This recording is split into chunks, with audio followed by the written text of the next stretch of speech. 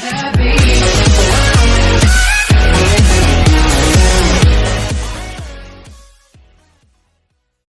i-voice over na lang natin.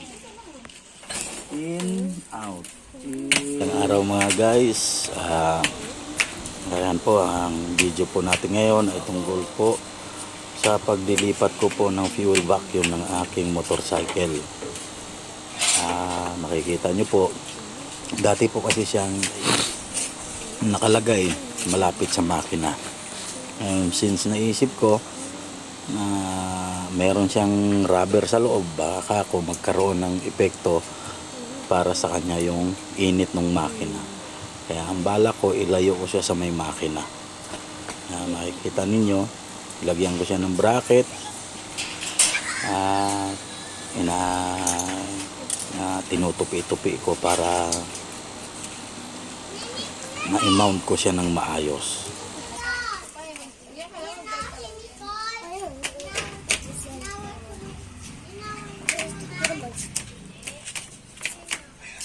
Sa part na yan, hinahanapan ko kung paano ko siya i-mount na malayo sa makina.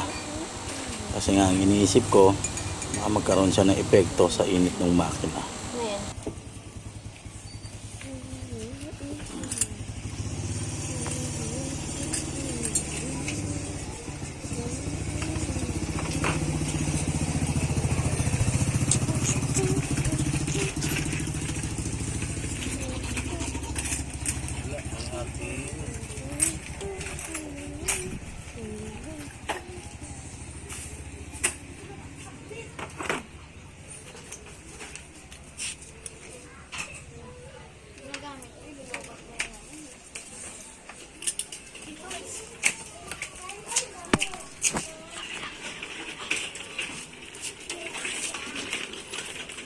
So, hinahanap ko rin ang intake at saka out ng kanyang fuel direction.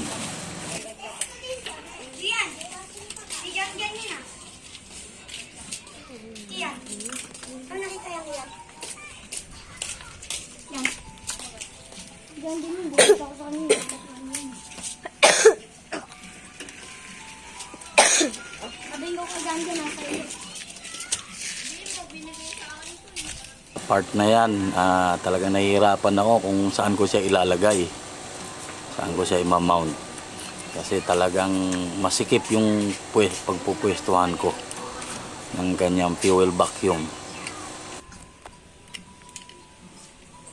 Nawala yung ano natin dito. Tablet mo.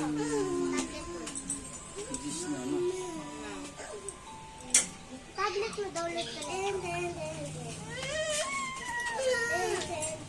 Download ka na ito sa tablet mo. Ayaw mo! Wala na ito, epic. Ako na yung tablet mo. Nagalit pa yung din. Uy, Moy! Dito ko sa loob. Uy, Moy, ano? Dito ko sa loob mo laro. Focus na ako. Ha? Dito ka na sa loob. Dali, focus ko na eh. May hangin dito sa loob. Dito ka na. Dito sa loob. Laro. Huwag mo ilabas kayo. Dito kayo. Huwag na. Magpapait ka. May hawak kayong ganyan. Para kayo talaga.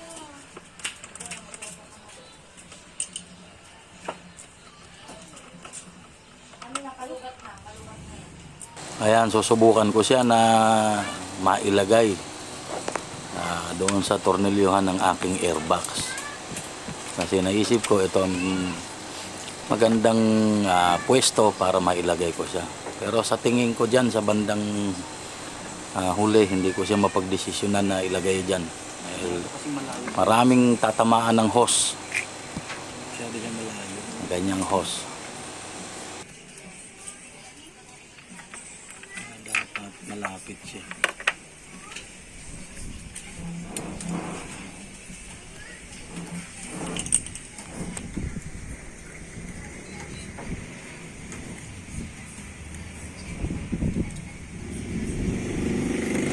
Sinubukan ko pang baluktutin o pilipitin ng kanyang bracket para mai-mount ko siya ng kasama doon sa tornilyohan ng airbox.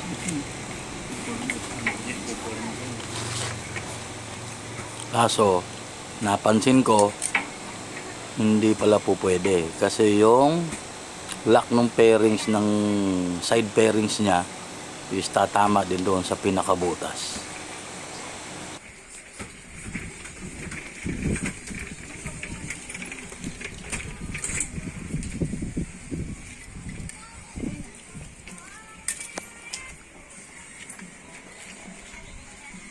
Ayan to.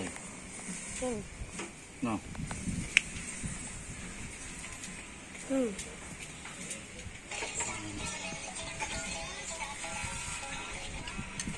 Ilang minuto na yan? 5:40. Mababa na rin pala, no? Ay, pala ubra.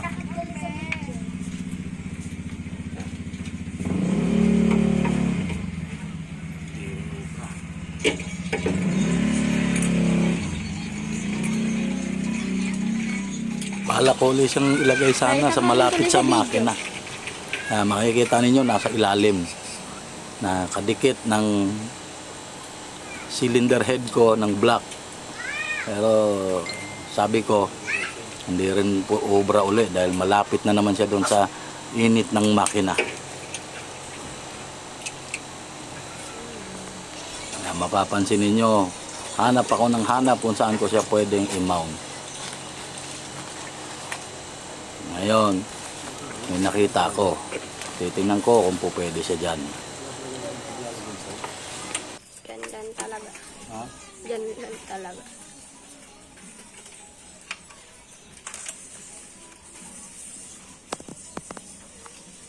Bakit ganun? Tumutulo pa rin siya. Ibinabalik ko na guys yung tornilyo ng airbox ko.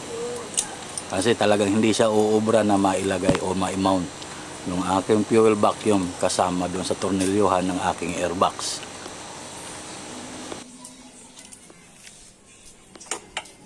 Ulitin natin. Ibabalik na ito guys.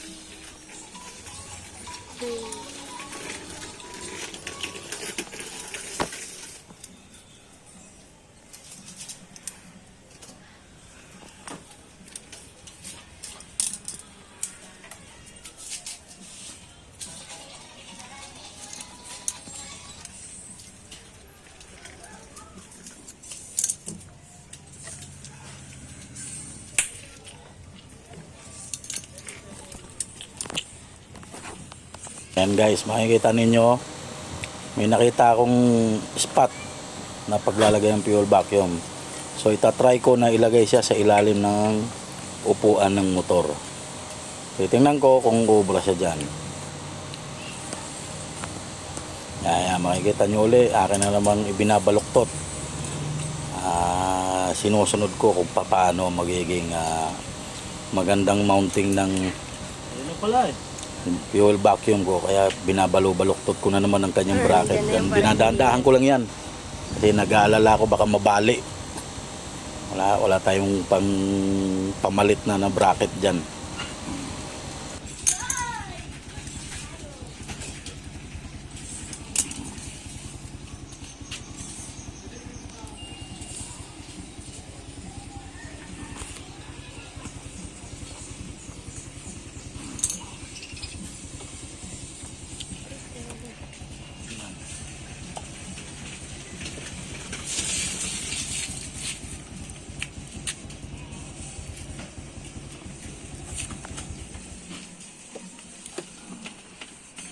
Ayan guys, makikita nyo talagang kung todo mounting talaga ginawa ko dyan para lang maganda tingnan, para maayos at malinis tingnan. Ngayon titingnan natin kung magiging effective ba yan dyan o kung maganda ba siya tingnan dyan. Pero sa tingin ko okay siya dyan dahil kung sakali na magkaroon ng problema ang fuel vacuum, madali siyang palitan. Mas maganda siguro dyan. Salamat tito mo dyan eh.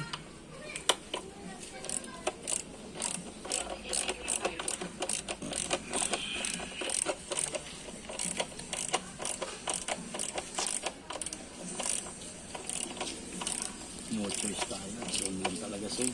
Yan lang. No? Wala eh. Wala mag-vlog yun.